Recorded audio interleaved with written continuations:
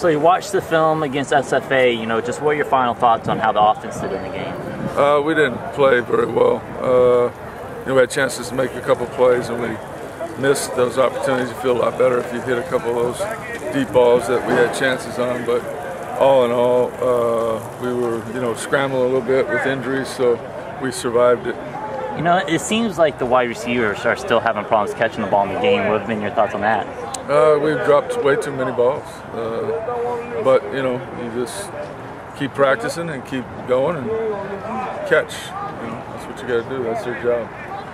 You've been a part of a lot of games with big scoring totals, but have you ever been a part of a game where you felt like you left that many plays on the field and put up 50? I've never had a time where the defense scored that many points. I can tell you that.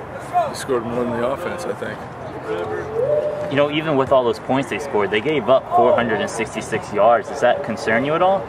Well, they do that to everybody, and the key, like I said, is getting takeaways. I mean, doesn't matter if you shut a team down to 100 yards. If you don't get any takeaways, you've got a good chance of losing the game. How's Darius look? He ran today. He had one more day, so tomorrow he'll be back. Yeah. And you have more shuffling on the offensive line? I think Jordan will be able to play, and we'll get Gottschalk back, so I think we'll be all right. Now you have an SEC opponent coming in here. What are your overall thoughts on Texas A&M? They're very, very, very good football team. They're physical, they're big, they're fast. They look like an SEC team. Has his offense changed any from Houston?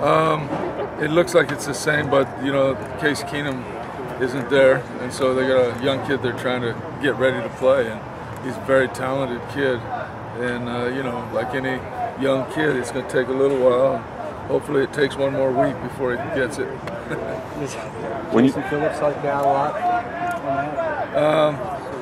that? Tom and Jason have talked. Yeah, I mean, very much so. Yeah.